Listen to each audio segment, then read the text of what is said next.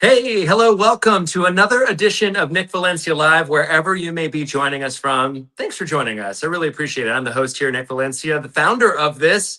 It started as a project. We had no intention of being in this space, but we decided that there was a moment out there and we wanted to meet it. And so we're stepping up into this space. I wanted to start with a big congratulations to, we already have friends of the show, to a friend of the show, Representative Adelita Grijalva, who is now going to be able to represent her constituents in Southern Arizona after 50 days of waiting. She was waiting to get sworn in, even though other lawmakers in the past had been sworn in pro forma sessions when the House was out. But she wasn't. She had to wait 50 days, and House Speaker Mike Johnson was very clear that he wasn't going to do anything about it until the shutdown was over. It's over. She was sworn in, and now it's time for her to get to work. So big congratulations to her. I texted her and her team last night. What a wait. She's ready to get to work. She was on the show a couple weeks ago just talking about, if you remember, she actually saw one of these raids with her own eyes. She actually saw somebody be picked up off the street. And that's, where I want to pivot to here. One of the things that, I'm impacted by, without a question, is the content that we consume here at NVN. We are seeing some really horrible things: brutality, abuse, unlawful actions, inhumane. And it's a lot to inhale. It's a lot to digest. And I think, I realized that earlier today. I had a kid who was sick. For those of you guys who have kids, you know how it is to scramble for childcare when things are an emergency or unexpected. And I don't know if you guys have heard it, but my wife and I try to do this and practice it when we have a sick kid or somebody who's acting up. It's 7 good minutes just to try to be hyper present with somebody. 7 good minutes with your kid, with your small child especially, makes such a good impact. And so I found myself, with all the stuff that I see and all the mess that's going through my head that we consume here, I found myself saying, you know what, I need to go back to the fundamentals. 7 good minutes. So I sat there on the floor with my kid, playing Play-Doh and doing crafts, and we made some cool projects. So, I wanted to speak that. That was on my heart because, as I mentioned, these videos out there, they're really rough, and we see a lot of them every single day. And because of that, you guys see them. Those of you who have been following what we've been doing, we've been trying to highlight them. We wanted to show you another one of those videos. But before we do, I wanted to mention to you, this one is a little different. I want to see if you can spot the difference. No, you can't be in here without paper. This is my store. You want to buy sandwich, okay? But ice, no warrant. You need to leave. Sir, we just have questions outside. Okay. Here is for customers. I know my rights and you know the law. No paper, no. All right, so it looks there like, one of those standard videos you see floating around social media, a suspected federal agent going inside what looks like a bodega. Maybe that's New York. And there's something, though, off about it. It's AI. It's artificial intelligence. And I don't know if you guys noticed, but probably within the last 2 weeks, 3 weeks, we have really seen artificial intelligence take off on the internet. It's gotten really good. It's gone from that Will Smith spaghetti eating video where his head was morphed and distorted and his fingers were all different. He had an extra couple of them on one hand. And it's gone now to like really, really effective marketing, propaganda even. And so we wanted to drill down on this and bring in one of the foremost experts in the field of AI. Jeremy Carrasco joins the show now. Jeremy, come on in here. You're one of the leading experts online. You've been following videos like this. How are you, man? What did you think of that? Doing well. That video has a story tied to it for me. First of all, thank you for pronouncing my last name, Carrasco. I'm not a Spanish speaker, but I have Spanish heritage, so that's rare. My executive producer said, don't assume, but I was going to go in because I grew up with some Carrascos. And so shout out to the Carrascos. There you go. There you go. Yes, but that video specifically, I actually talked to the creator of that video, and this is going to get into a lot of it because that specific one, I reached out to him. It was one of the first, I guess, AI ice raid videos that was really going around, and I just brought it to his attention. It's like, hey, this is really harmful because you're setting up.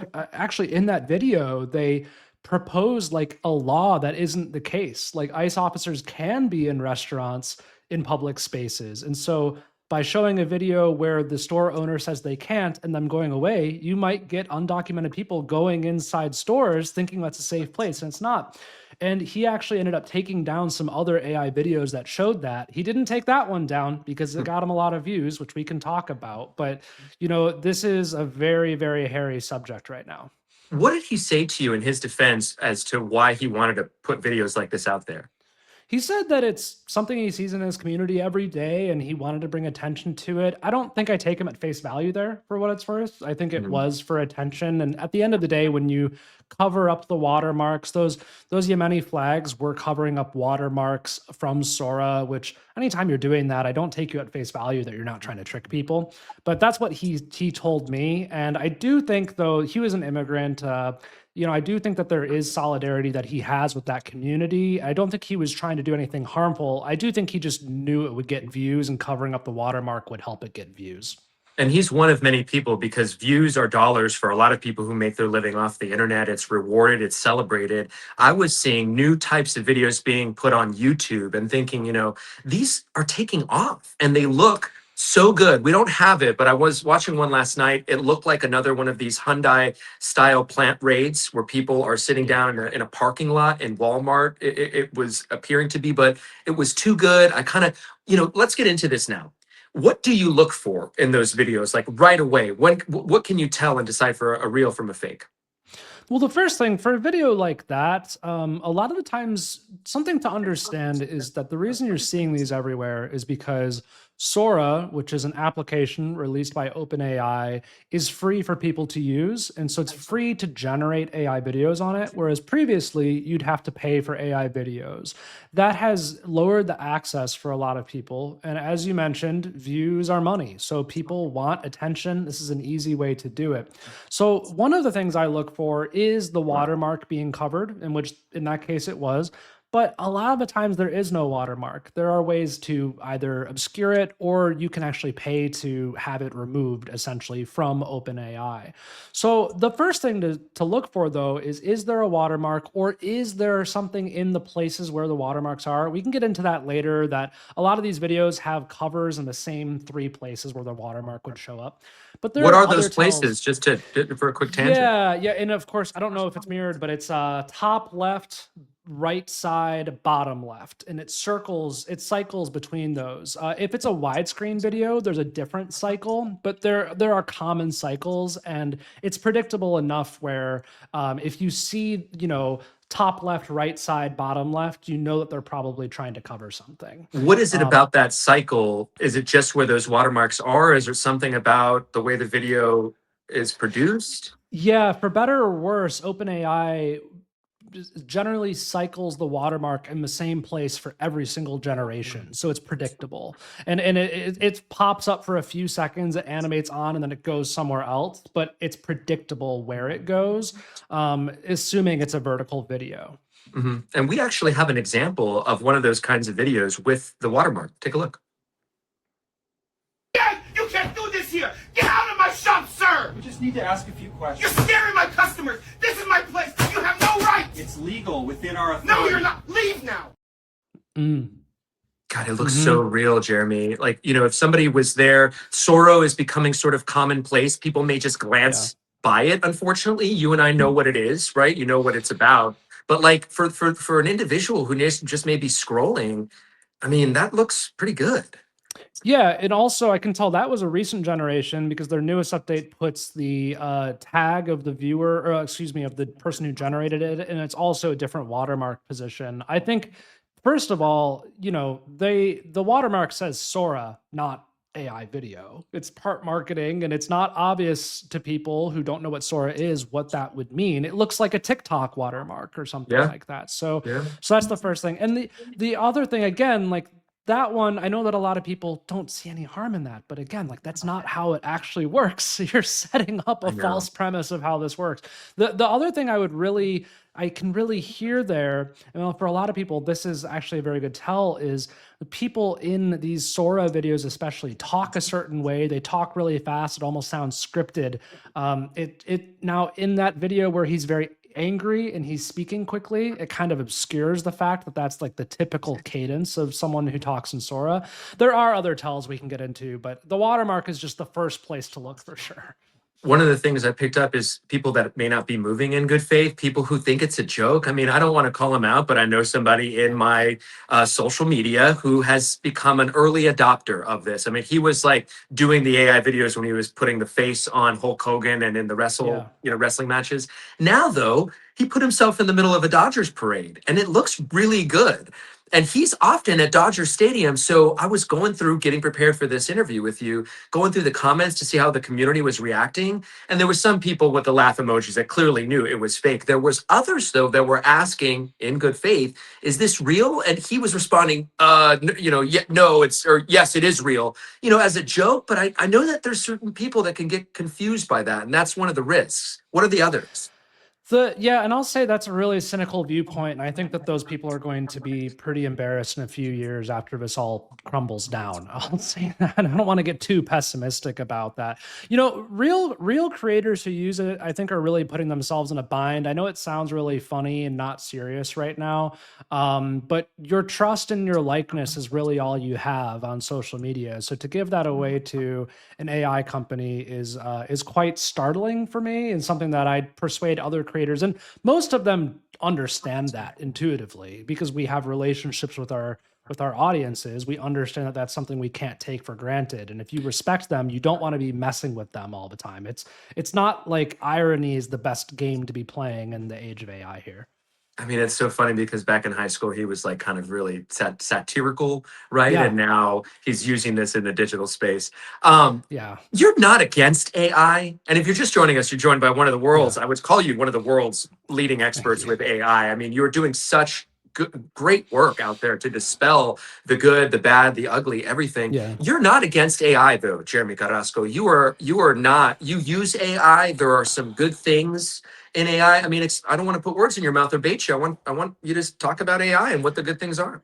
Part of the difficulty is that AI is a marketing term, and it's also a broad term used to describe general machine learning technology. And a lot of companies have been, for better or worse, renaming the things that they used to do AI, because when you mention AI a certain amount of times in an earnings call, your stock goes up more. I mean, this has been shown very clearly. So part of the reason I'm not against AI is because a lot of things are called AI that used to not be.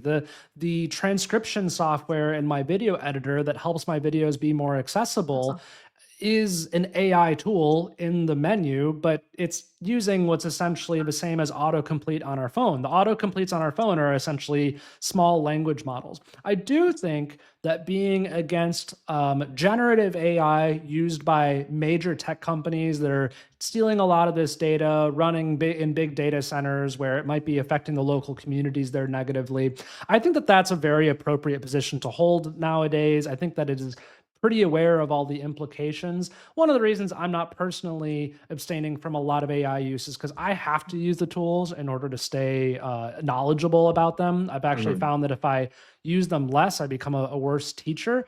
And I do think that the community is searching, the creative communities especially, are searching for ways to use AI to keep up the pace and compete with AI slop. There's an anti-AI nonprofit that I've looked into that also supports like certain uses of AI as a way to enhance your personhood and just really try to fight against the AI tools. But it's a really new thing. I think we have to have some patience with it. Like, this is a new thing. It's moved very quickly. To just be all out against it or all out for it, I think you're either going to be ignoring any benefits it could be bringing you or ignoring the harms that it might be doing to you or your community.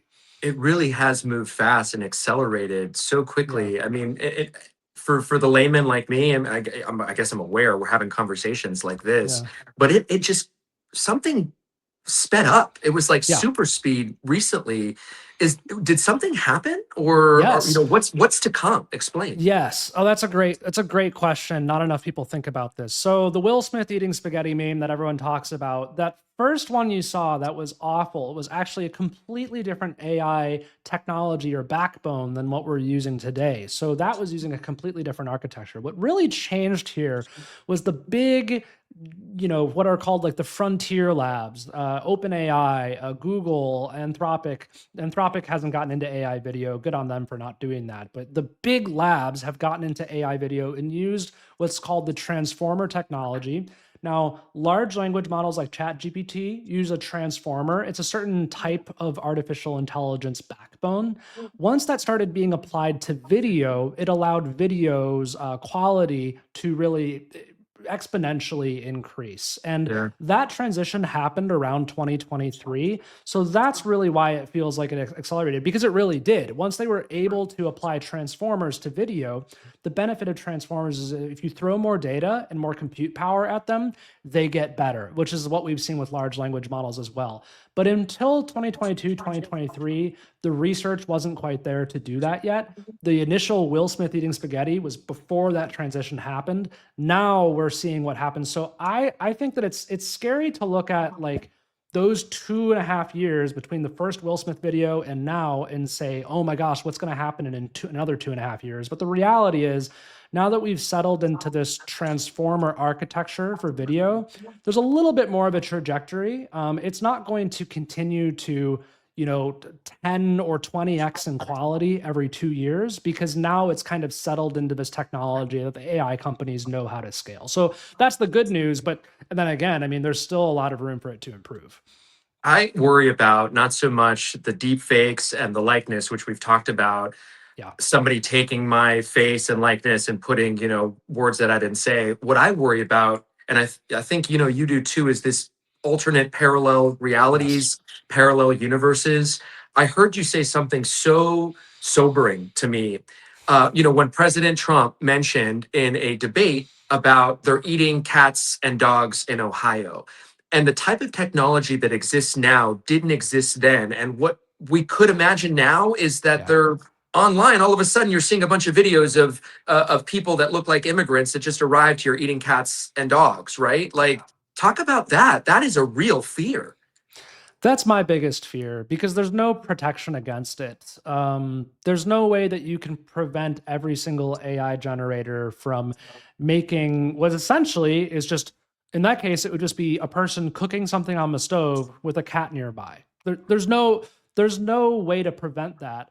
Deepfakes are what people are worried about because it is the known thing. I think like the Louvre wasn't worried about someone breaking in through the wall. They had the doors locked up. They had other security measures. But when you're not aware of the problems that are coming, like that's when we're really scared. We've dealt with deepfakes before.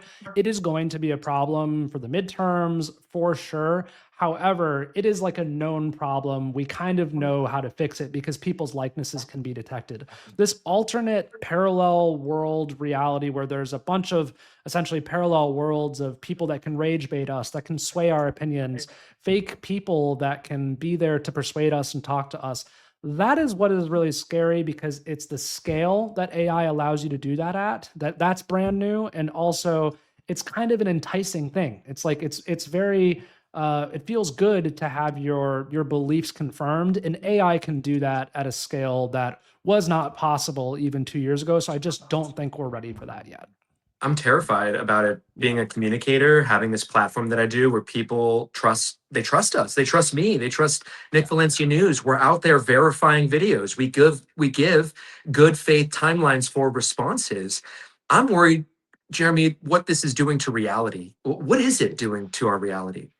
Well, right now, I think it's pretty casual. I think we were talking before about how people joke about it, but I don't think that either the AI creators or the platforms, frankly, have really thought about the long tail effects of this. I think they're caught up in the AI race. We're caught up in our current, I would say, ironic and kind of sarcastic and frankly mean media environment that we're all in. Once that plays out further, a couple more years, I mean, just for reference, like I get people sending me videos all the time, probably 30 to 50 videos a day at this point. Half of the videos people send me are real, and they just can't tell the difference anymore. And these are followers of mine who have some idea of what to see. So I think You know, the optimistic viewpoint of this is that people are going to hopefully educate themselves, take media literacy a little bit more seriously, and maybe even spend less time on the For You page, because that's where a lot of this is happening, and maybe going to more trusted sources. But I think that's, you know, clearly a very optimistic viewpoint. I don't think that we really know that I'll say the other optimistic thing here is the platforms may start having incentives to solve this in a more, I would say, like mass adopted way, but we just haven't. It's like I said, it's so new. We just haven't seen it play out enough to know for sure. I guess I shouldn't be so stunned that half those videos that people send you are real, because that Yeah. happened to me. You know, Stephen Miller, he was on with my friend and former colleague Boris Sanchez, and he stopped Yeah. mid-sentence, and it almost looked like lip flap because of the delay. Yep. And, you know, it ended up making the news. And I was like, this is also the same time that we saw the emergence of the Tupac and Elvis video in, Yeah. in Cuba. And there was a lot of stuff happening that week that I felt like, oh no, I don't want to even report this. It ended up getting reported by other outlets because it was real. And so I don't know. We have you here for Yeah. such a, oh, go ahead. Say, you know, your word Well, is I so would bold say- right now. I'm like clinging on every word of yours right now, Jerry. No, it's fine. There was a recent video, and I didn't talk about this because it gets conspiratorial real quickly, of Kanye West apologizing to this rabbi that a lot of people thought was AI, just because the lip flap was off, because there was 2 camera positions and they were taking audio from one and the multicam wasn't synced up. So a bunch of people just jumped to AI because in their experience, AI doesn't have good lip sync. But there are other situations where that could happen, you know? So now every little inconsistency that's off with video, people are jumping to AI saying it's completely false. Really, we need to not jump to either this is definitely real or this is definitely AI. It just requires a more skeptical, observant viewpoint in general. It's just not something that we're ready for. A lot more discernment, but you know, Yeah. more scary is that it's making us doubt the real. It's not just that people are going to believe the fake videos, is that they're going to start to disbelieve the real videos too, Jeremy. Exactly. Yeah. What is the most important thing that you could tell us? Like if you could send a text message to the world to prepare us for the, you know, what's ahead here. I say it kind of flippantly, but like I really mean it. You are sincerely one of the most educated people in this space, which is why we are so grateful to have you, that you got back to us, man. You have a lot of people sending your videos. You got a lot of followers for good reason. We have you here. What can you tell our viewers that's one of the most important things if they, you know, never get to see you again? Well, the first thing I would say is the core difference between a year ago and now is that kind of wonderful belief that you used to have of like, wow, I can't believe that video is real, or like, wow, that really changed my perspective on thing. That's what AI videos take advantage of. So when you have that belief now, that's when you really need to step back and investigate further. Unfortunately, that does mean that a lot of weird or abnormal videos that are real are getting caught up in the crossfire. But AI videos are falsifiable. And that's the other thing I would say, is that if you are interested in understanding how to really discern if things are real or not, you don't need to be a pixel peeper like me. Really want to encourage people to learn just media literacy skills, such as like go try to find the original source. A lot of our Instagram and TikTok feeds are reposts. Like, those aren't the best quality. I would probably get rid of the reposters in your life, frankly, and just track down original sources. That used to not be a problem, right? Reposters used to be tastemakers. Well, the algorithms are good enough now. You don't need reposters. So things like that, it's like, it's unfortunately, I don't think that those changes are happening fast enough, but I hope that that's what people get out of this experience when you know, it's like that immediate thing of like, wow, I finally got tricked. Well, I think everyone's been tricked now, and we're just figuring out how to deal with that. I mean, I laugh because I'm part of what we do. I do these repost videos. I call them floating head videos because they get a lot of traction. But like, I'm like, you know what? I have this traditional media experience. And so we're doing original stories. We're writing articles. We're doing a bunch of different types of things. We have a collection, though, of videos that we wanted you to take a look at. Eric Sandoval, my executive producer, has another one. He's in my ear right now telling me that we got another sample video. So let's check it out. Estoy grabando, compas. Esto es en Atlanta, en los apartamentos de la calle River. Miren cómo están tumbando las puertas. Estoy grabando, compas. Esto es en Atlanta, en los apartamentos de la calle River. Miren cómo están tumbando las puertas. So this is a video he wanted you to look at. What do you see there when you're watching that? Yes. Okay. So there are a few things. First of all, the Sora watermark. I mean, that one's obvious, but let's assume that they scrubbed that and that wasn't there. The second thing I looked for there is the stairs and the perspective was really, really weird to me. The first apartment you see is there, and then you turn around. Eric, can and we in bring these- the video back up so he could talk over it? You turn around and Viendo, you. estoy grabando, compas. Esto es en Atlanta, en los apartamentos de la calle River. Miren cómo están tumbando las puertas. Very strange. So it almost it feels like a very surreal, like liminal space to me. And I understand that there are probably apartment buildings that do that, but the perspective of these videos, it's not anchored in reality, right? So that's the first thing I would look for. And the other thing is the audio and just like the whole setting of it, like it feels almost perfectly staged in a way where, Right. In real videos, this is much messier. So the Sora, as it has been trained, even the newest models haven't been, because they're not continually trained, they aren't looking at like modern ice raid videos. So like they're kind of inventing them almost as if a movie would tell them. But those are abstracts. Then of course, if I were able to zoom in, I'd be able to pixel peep little things. Like some of the cars looked off for me. Some of, like there are just like Right. inconsistencies that you can start catching. We have 2 more vids we want to show you while we're here, and then we're going to let you go. Let's play the next one. Man, put the bag down. Hands behind your back. Stop resisting. Turn around. Cuffs on. Man, put the bag down. Hands behind your back. Stop resisting. Turn around. Cuffs on. Okay, that one's interesting. So "stop resisting" is a favorite line of Sora. I don't hear, especially because she's not resisting. I just want to say that she's not resisting, right? Well, So and they there's don't in the real videos either, Jeremy. Yeah. You know what I mean? and of course, and like so the other things that stuck out to me there was that they had watermark covers, those red I forget what they said, but the red text was covering up the watermarks.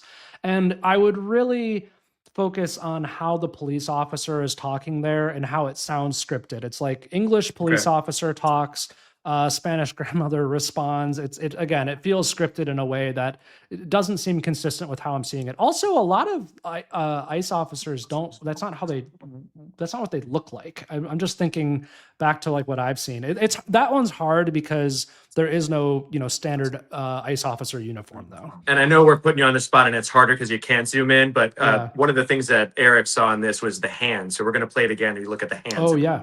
Yeah. Man, put the bag down. Hands behind your back. Stop resisting. Turn around. Cuffs on. So Yeah, I it looked saw there that. that her handcuffed hands moved. They did. It also looked like the police. I don't know if the police officer had a gun drawn or if that was a baton, but like again, she has cuffs on. You wouldn't need that. So, and this is where it comes down to is these are just inconsistencies that. The hard thing is that our brain isn't thinking about that. Seeing is believing. So it does require you to step back and question it. The last one is a hard one. I think Okay. Sandoval is going to try to get you here on this one. Tranquila, mi amor, todo va a estar bien. No se lo lleven, por favor, no deporten a mi papá. Señorita, debemos llevarlo, lo siento. Cuida a tu mamá, ¿sí? Te amo. Watermark was scrubbed there. So on the top left, I saw visible watermark scrubbing. So that was the first thing. The handcuff looked half done on the left hand there. And the police text looked quite mangled to me. Tranquila, mi amor, todo va a estar No bien. se lo lleven, por favor, no deporten a mi papá. Señorita, debemos llevarlo, lo siento. Cuida a tu mamá, ¿sí? Te amo. Yeah, on his head there. That's where I saw there. And then it looked like there was an underscore between the P and the O on police there. And again, you can zoom in. I'm sure there are plenty of other things wrong. And this level of pixel peeping, I don't expect other people to do it. That's the hard part. That's the thing. Is like I'm talking about these things, but this is hard. It's a different internet, though, too. It's the Yeah. Spanish internet. So that's one that you hadn't seen Oh, before. right. That's something that we have been seeing regularly in the Latino Spanish-speaking community. It's like these algorithms have separate videos for each audience. Well, one thing I would ask you is, are they speaking in like the proper cadence and tone and accent for the situation? Because I have heard Koreans, for example, say that when they hear Korean Sora, it doesn't sound right. It sounded like a novella. It sounded like one of the Interesting. things that you taught me in this is to look for how performative it is, that it's scripted, that it looks sort Oh, of Hollywood, and you listen to it, and that's what I pick up. It sounded too clean. It sounded too good, like a script, like it even that. had music. It had music, and Yeah. it's much similar to the Walmart style raid that I was talking to you about earlier, where it looked Yeah. like a Hyundai plant. It was so, I mean, it looked like a plantation back in the day. Honestly, it was meant for shock value, visually arresting, looked real enough, but it was almost too good, you know? Yeah, that's really the best way to put it is, and what I would recommend people do is, when you find an AI video, take that opportunity, look at the creators, see what else they've created, and that's how you really develop an eye for this. I mean, you can, once you know something's AI, watch it, digest it, move on. And what I have found is that people really can pick up on that like novella sound, or like Yeah. they like the telenovela thing. Like if that's what's indicative in Spanish, in the Spanish videos, I would really lean into that and see how common that is. Jeremy Carrasco, man, thank you so much for being here. I finish every interview by asking if there's anything that you like to talk about, anything I didn't ask that you think is important to know. The stage is yours, man. No, I really appreciate it. I don't do many self plugs, but I think that if you're really interested in this, please do consider following. And my goal is to teach, not to, rip on AI videos or become the AI judge. That's something I've really struggled with. Is I don't want people to pass off their judgment on me helping them decide. Like, my goal is really to enable other people to do this, as I can see that we share that goal. So yeah, thanks for having me and letting me talk about this, and thanks for quizzing me. That's I find it fun. I understand that this is dark times, and like, but you do have to you have to gamify it a little bit. I think that does help. So yeah, I enjoyed this conversation. Thank you. We wanted to educate, we wanted to empower, and you did exactly that, Jeremy. I couldn't be more grateful, and God bless you, man. I really do believe that you're doing some honest work, a very purpose driven kind of work right now, and you're preparing people like me who are broadcasting to big audiences. Like, we were just in Pew Research Center. I'm going to talk to the Yeah. director of AI and technology next, and they made it very clear to us that Americans, they don't watch the traditional media anymore. They're watching content creators like me, newsfluencers, people that are coming from that space. And I find this to be an incredibly important job of journalism. So thank you for empowering and educating me today. Thank you so much for having me. Happy to join anytime. You got it. You got it. Jeremy Carrasco. We'll see you next time, man. Thank you so much for joining Nick Valencia Live. What a great conversation. We learned some tools, right? Look for the watermarks, look for those things covering the watermarks. There's certain places, I think this is inverted for everybody, but, look in the corners of the screen is kind of what I took away. Look to see how movie-esque it looks. If these videos look sort of too good to be true, it's probably because they were over-engineered by a robot, by artificial intelligence. And then the other thing, if the dialogue sounds scripted. One of those videos we showed him, he hadn't seen before. The others, I think he had actually seen before, whether or not he said so or not. But one of those videos seemed to be targeted specifically for the Spanish language community. Sounded like a novella, didn't sound real. These are things and themes that are sort of through lines through communities that get targeted by this. And there's certainly people that are targeting people with this. Others moving in good faith, using AI as a way to add value to the work that they're doing. You heard Jeremy say he's not against AI. There's certainly tools that he uses. There's technology that he uses, and he's got to be aware of the newest thing before he's able to teach people about the good, the bad, and everything in between. We wanted to pivot now here to a guest that is a direct result of our trip from to Washington, D.C. Come on in here, Monica Richardson. We're so excited that you decided to be part of Nick Valencia Live today. Hey, how are you? Hi, Nick. Good to see you. Oh, so good to see you. Monica, I'm so sorry. Monica Anderson. I said Monica Richardson. I had Monica Richardson in my head. Monica Anderson. I'm so sorry.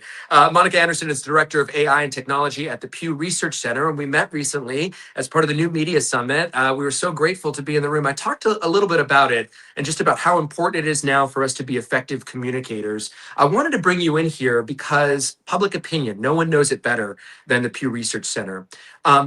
When did you start to see sort of the community, sort of the country, public care more about artificial intelligence?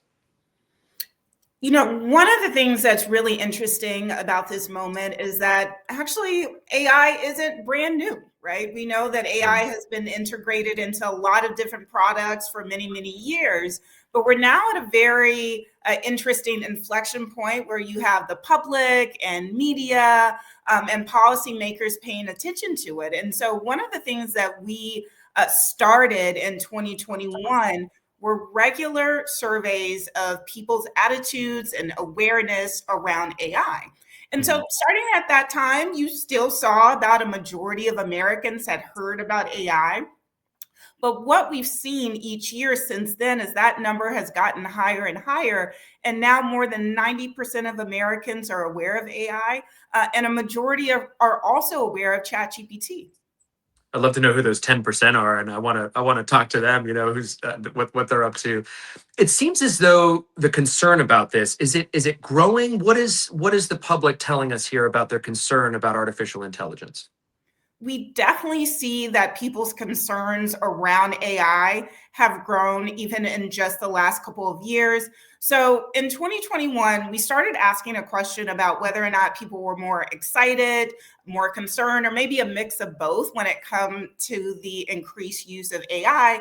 And back then, about a third of Americans said that they were more concerned about this. Over the years, we've seen that number grow. And so now about half of Americans say they are more concerned than excited. And the folks that were more excited has also declined over time. So in the past couple of years, especially when we've looked at this since the launch of ChatGPT, there's just a growing level of hesitation and wariness when it comes to how AI is impacting people's lives. And I was looking at some of the graphs, Monica. Just it's not a political issue; it's a bipartisan one. Republicans and Democrats are both equally, it seems, concerned about how, excuse me, how artificial intelligence is going to play a role, how it's going to play a role in politics. I'm certainly concerned about how it's going to play a role in journalism. What do you think the effect has been already in the trust and how that artificial intelligence has factored in? You know, when studying this work, we really try to take both a broad look at how people are thinking about AI. So what's your gut reaction when it comes to predictions? But we also like to get granular and understand what areas in society are people kind of most hopeful for AI and where are they kind of most resistant. And two of the areas that we've consistently seen in our work that people are most hesitant about is around AI used in journalism and how people get their news. And also when it comes to AI in elections. And even in the run up to elections, we also see kind of high level of concerns about AI being used for misinformation, AI being used for bad actors. And so when we think about, you know, on balance, what really is kind of concerning people when it comes to this space, we see it time and time again, misinformation, how it's going to affect elections and politics. I mean, I think about just the advancement of Soros and the conversation that I was having earlier with the AI, Sora, and the conversation that I was having earlier with our AI expert who was on saying that, you know, now there's this opportunity for bad actors to create these parallel universes. So, you know, when a presidential candidate says people are getting, you know, eating cats and dogs in a community, the videos could then appear on the internet of somebody cooking a meal and a cat just being off to the side there. That's really concerning, these sort of parallel universes. What is being done about regulation? And I guess, you know, not necessarily directed at you, but how do people view regulation, I guess, when it comes to these parallel universes being used and created by artificial intelligence? Yeah, I mean, so on the whole, people are more open to government being involved in regulating these technologies. I think there's a question mark in what that involvement actually looks like and what forms it takes. One of the things that we kind of recently released was both looking at where there are no partisan differences when it comes to AI, but also seeing that there are some when it comes to trusting certain governments to regulate it. And we see big partisan differences when it comes to whether or not people think the US would be effective in regulating its use. So Republicans are more trustworthy of the US government today, less so when it's asked of Democrats. Interesting. Is there any, sort of insight to that reasoning you see that you pull from your analysis? I think one of the things that we see, even in the shift in how people are thinking about AI, is that there have been shifts as we've also seen a new administration. And so the question about kind of US government and regulating AI has been asked now that Trump has been president. And so you see the partisan differences in what you would think, right? Republicans are more kind of accepting of this administration and have a stronger belief that they would be able to regulate that. For Democrats, it's the opposite. I mean, so far there's been no regulation, it seems, and that's my concern. As we go into the 2026 midterms, I'm really taking the stance here with our platform that we want to educate, we want to empower our community, and I'm really concerned about people like, my aunt, who is very active in politics and send me videos all the time, and some of them, they're not real, and I know they're not, and I'm really concerned about the targeting of these communities when it comes to the expansion of AI. What are the things that you're concerned about? I mean, you're granular in this space. I love that Pew Research Center focuses on the tides and the waves though too, but sort of macro and micro. What are you most concerned about going forward? I think your question about awareness and AI literacy is a really good one. As we were talking about how there's been a growth in the level of awareness when it comes to AI, there's still some sizable differences when it comes to different demographic groups. So Americans that are ages 65 and up are less likely to have heard about ChatGPT. Americans with a high school or education or less are also less likely to be familiar with these tools.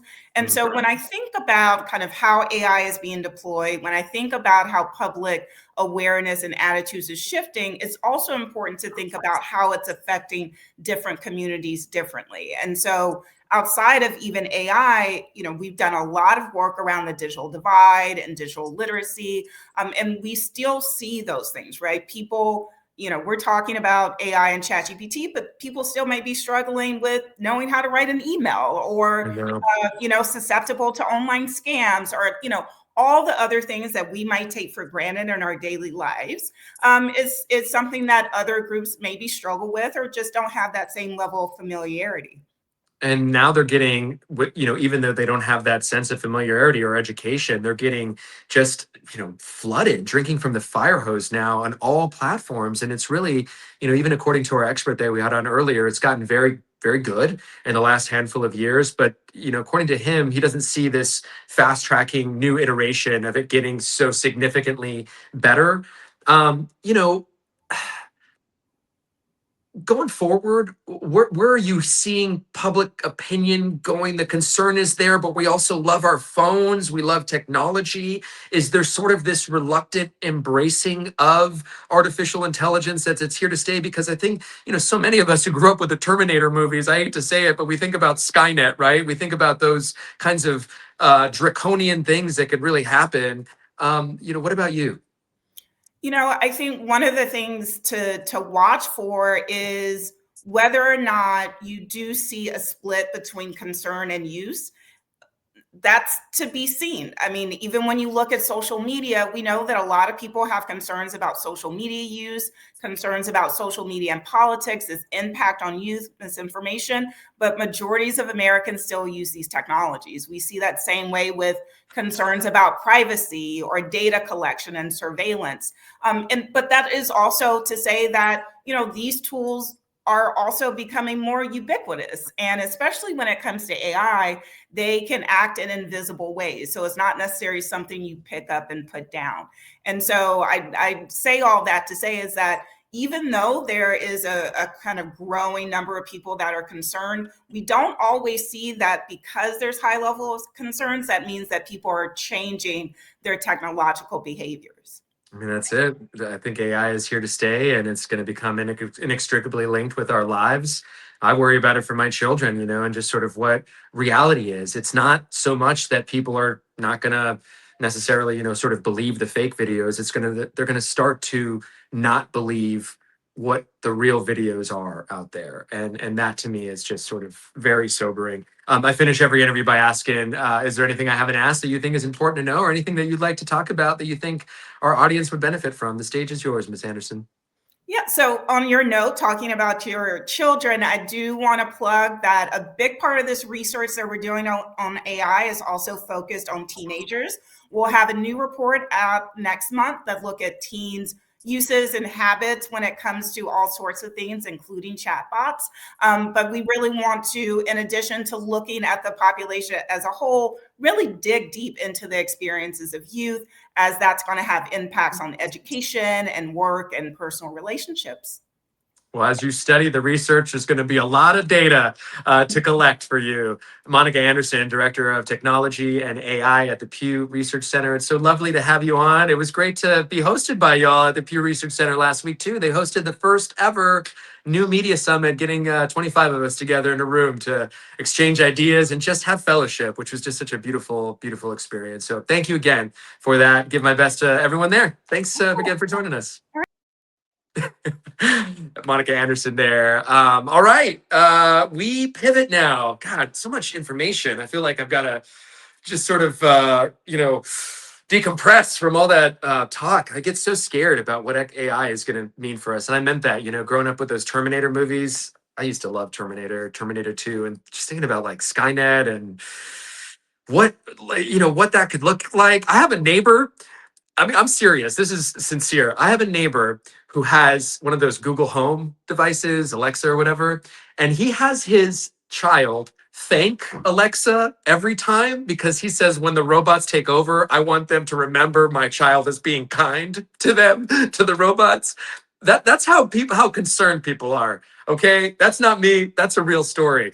Anyway, people are different. Takes all kinds. No shade thrown here. We are so excited for our next guest as we pivot to talk about Chicago and what has been going on there and how active it's been. You remember a few weeks back, we showed you these really dramatic videos, video of a priest being basically shot at point blank range by less lethal rounds by a federal agent who was standing from a roof. We showed you a video of a young teenage girl walking through a Walmart parking lot being racially profiled by federal agents. I believe we have that clip here.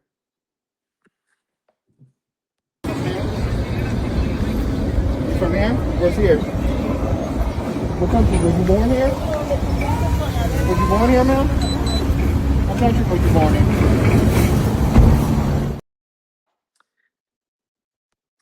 A lot of the clips that you're seeing out of Chicago are the result of one person, one journalist who's been there in the thick of things, right on the front lines, who has stood in the face of intimidation from federal agents, people who have threatened him with detention.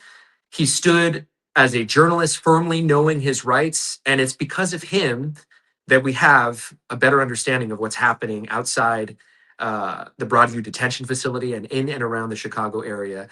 Mike Kelly, he's a Chicago-based photographer, fresh back from India. Thank you so much for coming in and joining us here at Nick Valencia Live, brother. Good to see you. Hey, good to see you again.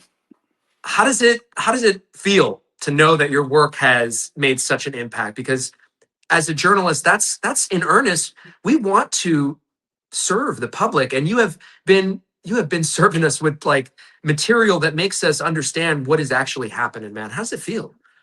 It's been incredible to see just the traction, especially that video you just showed, has gotten. And more importantly, specifically with that video, and a lot of the other videos I've shown, there's conflict, a lot of times a physical conflict. And whenever there's a physical conflict, it's easy for either side to blame the other, right? Oh, who started it, or there's more to it. But with this video, she's seemingly, she isn't doing anything. She looks very intimidated, very innocent, and it's very one-sided.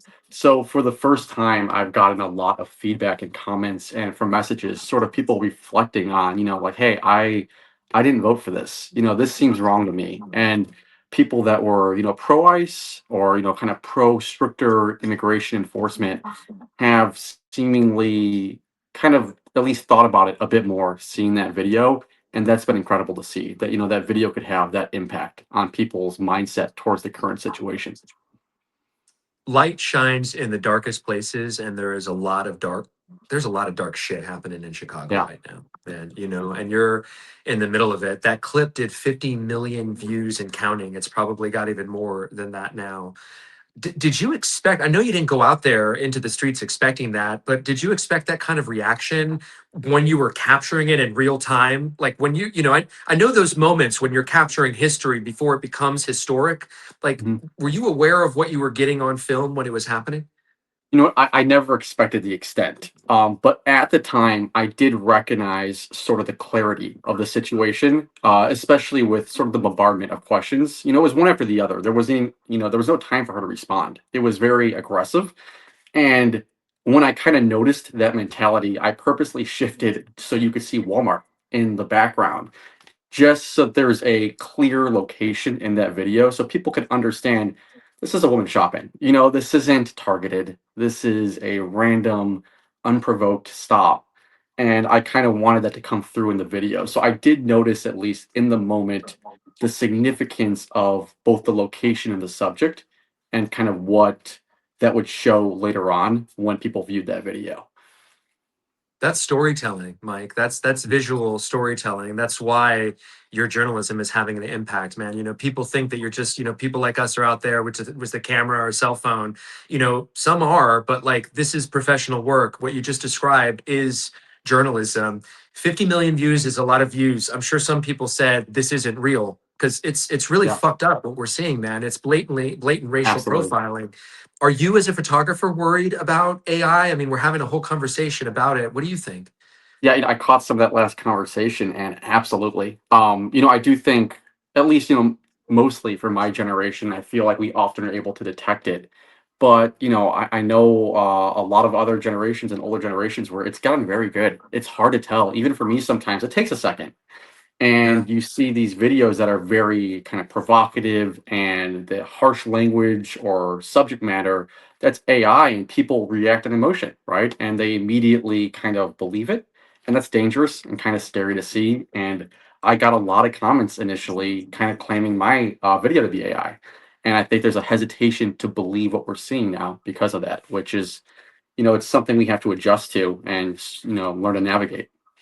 That I think is one of the biggest concerns. And if you see me fidget with my ears because we're trying out these IFB things here, and Eric's in my ear, Sandoval.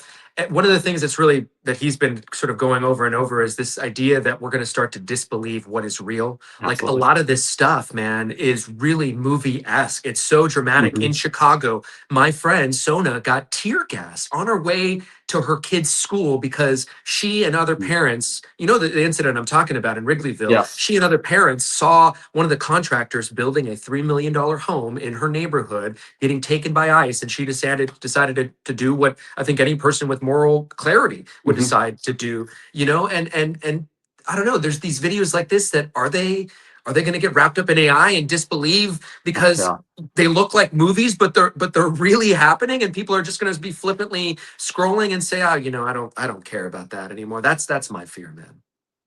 No, and I agree with that. I think there's also sort of reluctance to believe what you don't want to believe, right? And AI is a convenient excuse for a lot of people to disbelieve something.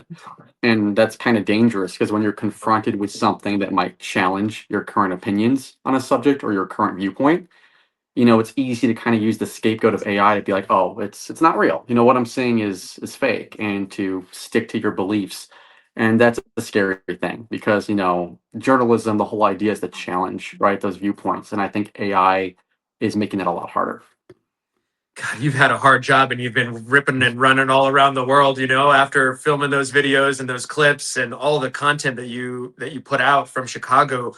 You went off to India. You're now back home. Yes. Do you want to talk about your trip to India at all? Is that, we'd love to know about what you're up to. Sure. I was just out there really kind of doing more just general photography and documentation of just a couple different areas, Kolkata and Varanasi. Kind of spent some time with, wrestlers out there, different markets, general kind of exploration.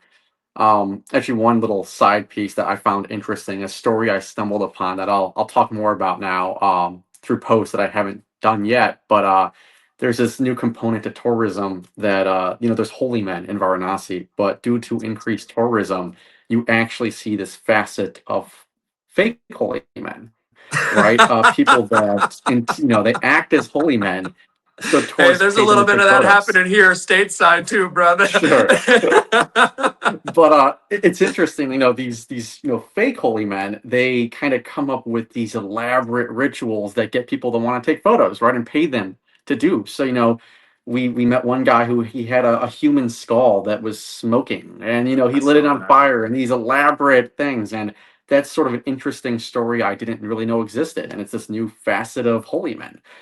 So that was kind of interesting to explore, and I'll dive into that a bit, later on as I sort through video and photos. Did you decompress out there? Did you ask people? Like, I mean, you just had gone through this crazy experience and, seen some really historic stuff. Are they aware of what's happening out here? Did you talk at all about it? No, it's funny you mentioned that. Actually, when I got picked up by the local guide we used out there, he had actually already seen that video a bunch. Apparently, it made the rounds throughout India, so he was super familiar with that video and some of the other ones I'd posted. So Oh my they are God. quite familiar with the situation. Yeah. What did they say? I mean, like, that's got to be to see that in America, in the US happening. Yeah, that was sort of the discussion we had, was that, they think of America as, the ideal place in some regard, to, the place of, opportunity and that prestige that, America's kind of put on a pedestal to some regard. And seeing it shown in that light, it's shocking to, I think, a lot of other parts of the world, that, to see America in really a dark place right now. And that was sort of, yeah, we had a lengthy discussion about that, just because it's something that's come across their, social media pages now quite a bit. Yeah. Have you had a time to get back into what's happening in Chicago? Is it still active there? I mean, what are you seeing It on the is. streets? Yeah, so I've been out, as soon as I got back, I was pretty much back out. And it's still going. I'm sure you've seen the news that Greg Bovino is now apparently leaving Chicago, I believe, to start a new operation in Charlotte. But Mm. what we're seeing now, it's almost in some ways worse, at least for a documentation standpoint, because when he was here, they kind of they have like a Hollywood crew almost, right? They have a lot of flash, they have their own film crew, and they kind of parade I've seen it. around. Exactly. But now with him gone, and they split up all over Illinois, right? Every suburb might only have one or two cars, and it's much harder to find them, and they're very quick with what they're doing now. They pull people over, they take them, and that's it. The whole interaction might be 30 seconds. So they're not stopping in Chicago. If anything, they're amping it up to some regards, but it's getting a lot harder to document some of these. We got reminded about just how little of this stuff is documented in red states. You Yeah, go into the more blue communities where absolutely. people are out there, they have their phones, they're being friendly to the photographers or to the journalists.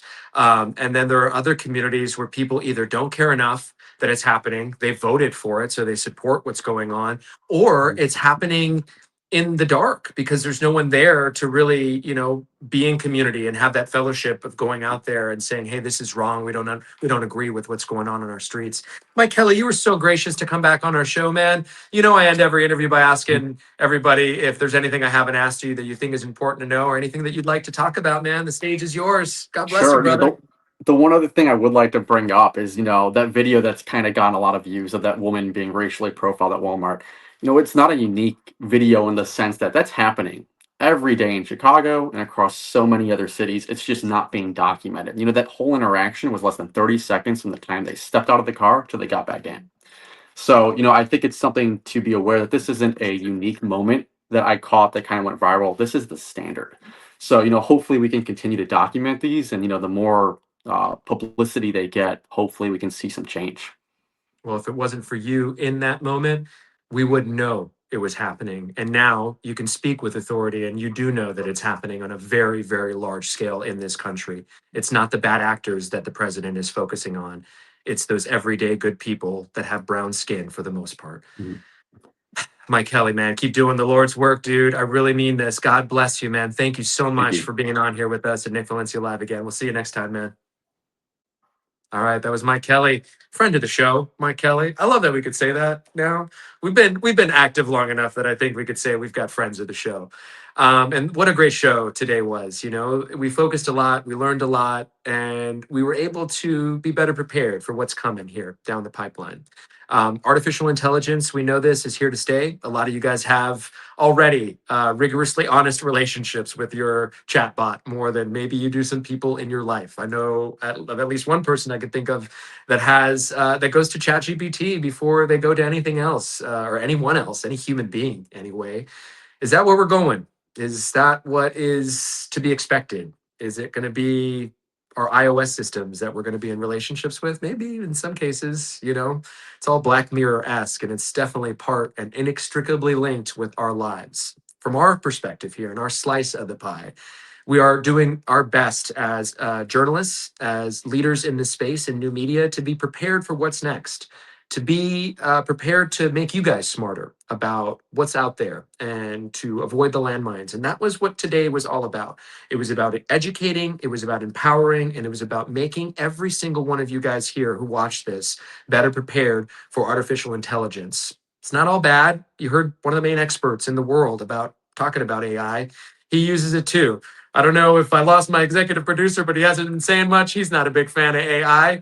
He says that you know usually when people talk about AI, he just lets them and they kind of indict themselves because they themselves are guilty about how much they use AI. AI is never going to replace personal connections, I don't think. You know, AI is never going to be able to do that visual storytelling that Mike Kelly did, where he's making sure that you know exactly what the context is of the situation. Robots have no souls, man. Drum machines have no souls. I remember that sticker, saying that sticker up at a college dorm at USC. And I think about that right now as robots are taking over. I also think about my neighbor, that funny story about him having his kid be nice to the iOSs because when they take over the world, he wants them to make sure that he knew the son was nice. I don't know. It's what it is, man. We're going to be doing the hard work, guys. You know, we're in it for the long haul. And we are so grateful that you guys tune in every Tuesday and Thursday, anytime we show up here to help us make truth go viral. Quick note here. I'm going to be doing some stuff for their paid subscribers. If you are a paid subscriber, hit me up in the direct message. I want to make Fridays for paid subscribers. We haven't been doing anything at this point. There's 180 of you guys that are helping support this and keep journalism alive and supporting independent journalism. Fridays are going to be your days. Tell me what you want. I was thinking about doing a Q&A. We'll figure out the time. But for now, we really appreciate you guys watching this show. And as always, have a great day on purpose.